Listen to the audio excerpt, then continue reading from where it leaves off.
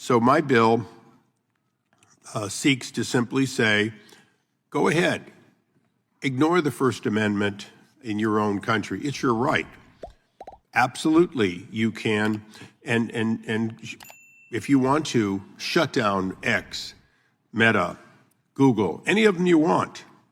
But don't expect to come to America under a U.S. visa. Don't expect to be in America and remain if, in fact, you are the perpetrator of that extinguishing of free speech. A pressão está aumentando e agora é para valer. Nos Estados Unidos, alianças políticas internacionais já colocaram Alexandre de Moraes, Paulo Gunetti e o delegado da Polícia Federal, Fábio Alvarez, no centro de um possível vendaval de punições. A situação esquentou tanto que a CNN dedicou quase um bloco inteiro para expor em detalhes 3 caminhos pelos quais o governo Trump pode aplicar sanções severas. Isso não é mais especulações, é um alerta real. O jogo mudou e as consequências podem ser explosivas. Temos Caio Junqueira aqui no nosso estúdio, porque o Caio apurou que o trumpismo e o bolsonarismo aparecem unidos em 3 frentes contra o ministro Alexandre de Moraes lá nos Estados Unidos. E ele detalha para a gente agora que frentes são essas. São legislações americanas, né, Caio? Boa noite. Isso, boa noite, Márcio, boa noite a todos. Exatamente, a gente preparou uma tela aqui só para guiar essa explicação aqui que a gente apurou junto com bolsonaristas. Bom, essa lei Magnitsky, o que é essa lei? É uma lei que foi elaborada em 2012, o presidente era o Barack Obama, e ela tem por escopo punir quem comete abusos, vamos dizer, de direitos humanos em qualquer lugar do mundo. Ela teve uma regulamentação a partir de 2016, o nome Magnitsky, que é Sergei Magnitsky, que era um advogado russo que morreu numa prisão na Rússia, né? Entendi. Então ali levantou-se todo um debate e virou Lei Magnitsky. Mas só para deixar claro, é interessante essa lei, e eu li a sua reportagem publicada no site da CNN Brasil, fundamental a gente entender isso.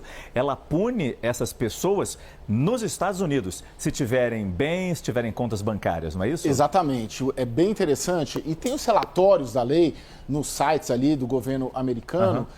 Uma das questões que parece ser muito similar com o caso brasileiro, segundo apontam os bolsonaristas, um dos punidos, por exemplo, foi o presidente, vamos dizer assim, do TSE da Nicarágua, Roberto Reyes, que também tinha ali as mesmas críticas que são feitas também ao Alexandre de Moraes pelos bolsonaristas, que consideram acima da lei, que consideram controlador geral da República, sem limites ali legais, atravessando sinais. E aí esse sujeito foi punido, não só ele, como também assessores, familiares, tem uma questão financeira envolvida, congelamento de ativos, impossibilidade de entrar nos Estados Unidos, e ela alcança também familiares e assessores. Então a lei Magnitsky, ela já está em vigor e ela demanda uma provocação por parte de parlamentares norte-americanos, que já estão se manifestando nas redes sociais, o Partido Republicano, obviamente, Sim, a gente viu. sobre ela, né? Nessa semana, Sim. um dos parlamentares questionou, isso aqui não é material para a lei Magnitsky? Então, isso já está em curso, sendo provocado por essa junção de bolsonaristas e trumpistas lá no Congresso americano. Essa segunda é a do caso dessa semana, né? Numa tradução livre aqui, meu inglês é ok, meu inglês até, viu, Márcio Gomes? Numa tradução livre, seria sem censores nas nossas costas, né? O que aconteceu? Nessa semana, isso aqui se refere à liberdade de expressão. Foi aprovada no que seria a CCJ lá da Câmara dos Estados Unidos, né, do Congresso norte-americano, para punir casos que ocorram fora do país, mas que afetem a liberdade de expressão de indivíduos ou de empresas americanas. Esse é o caso dessa semana, né? Ainda não é uma lei que está em vigor, a perspectiva é que dure 4 semanas para ela ser aprovada. Ela foi aprovada, eu estou chamando de CCJ aqui, mas ela foi para o plenário da Câmara e aí, daqui a 4 semanas, talvez, ela já vire uma lei passível de punição. Mas, rapidamente, se aplica a Alexandre de Moraes esse segundo ponto quando ele foi atrás do Rumble lá nos Estados Unidos? O caso Rumble seria o terceiro. Aqui, nesse caso, o que eles estão colocando como exemplo são o bloqueio de perfis, né? Aquelas ordens de perfis do X, do Facebook, eles estão colocando neste caso aqui. Então a lei Magnitsky seria direitos humanos, aqui liberdade de expressão e aqui a FCPA, né, que seria uma lei para práticas corruptas no exterior. Essa lei, ela já existe.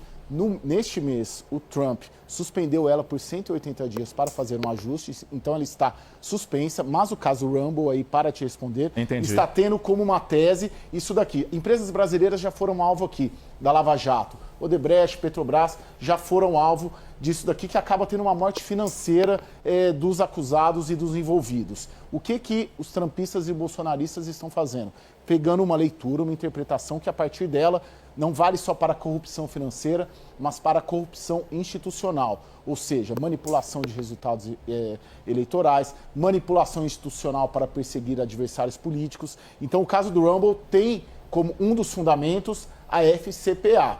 E aí ela está suspensa por enquanto, mas também é uma terceira frente de apuração ali contra o Alexandre de Moraes. Rapidamente nesse ponto aqui ainda, Caio, até que ponto o movimento bolsonarista aqui no Brasil está inflando essa ação lá nos Estados Unidos, incentivando os trumpistas a fazerem todo esse movimento contra o ministro Alexandre de Moraes? Está funcionando, como eu falei com a Jussara? Sim, completamente, Márcio. Vamos pegar aqui, o Eduardo Bolsonaro é o presidente, futuro presidente da Comissão de Relações Exteriores da Câmara. Ele já há algum tempo, não em função desse cargo, tem um bom relacionamento ali também com os trumpistas do governo Bolsonaro, né, da época do governo Bolsonaro, que foi o par dele, né, por um tempo, o governo Trump. Então criaram ali uma relação muito próxima, tanto que o Eduardo Bolsonaro foi na posse, foi na festa da posse, na casa lá em Mar-a-Lago. Então, enfim, tem uma relação já. E claro, de certa maneira, se a gente considerar que o que está sendo feito e liderado pelo Trump, pelo Milei na Argentina, pelos bolsonaristas aqui no Brasil, por alguns grupos de direita também na Europa e em outros lugares do mundo, é uma rede mundial, global, à direita, sob vários argumentos. Um dos argumentos-chave é justamente liberdade de expressão. Então é uma rede muito maior. Mas sim, os bolsonaristas aqui em conexão direta com os trumpistas lá, justamente para avançar nesses processos aqui. Foreign nation chooses or causes the censorship or the denial of free speech or the First Amendment rights of an American through their policies abroad, America stands united. Hard to believe that, in fact, we as a nation, in the effort to export free speech and the ideas of freedom for more than 200 years, seemingly are slipping backwards. Right now, in Brazil, and some of this legislation comes from that specific example, but also in the European Union, in the UK and Australia, in fact, censorship of American citizens' rights on public access media such as X and Meta have in fact been systematically censored. And in fact, the cause of this bill came from when Elon Musk refused to take, if you will, the demands of Brazil, and X was taken offline in an entire country. So my bill seeks to simply say, go ahead, ignore the First Amendment in your own country. It's your right. Absolutely, you can. And if you want to, shut down X, Meta, Google, any of them you want. But don't expect to come to America under a U.S. visa. Don't expect to be in America and remain if, in fact, you are the perpetrator of that extinguishing of free speech. I like Mr. Ice's bill. In fact, at first blush, it sounded like a great bill to me, protecting the First Amendment rights of our citizens against foreign dictators and autocrats on a rampage against the First Amendment rights of our people. And we know that there are a lot of those dictators and autocrats out there. They have the ability to come and sue us here. So it's not, we're not eliminating their ability. We're just saying you can't just decide that you're going to not let, in the case of Brazil, literally not let the revenues from Starlink be collected because you don't like what's on X. The question is on favorably reporting the bill as amended. All those in favor say aye. Aye. Those opposed, no. In the opinion of the chairs, the ayes have it, and the bill is ordered to be reported favorably.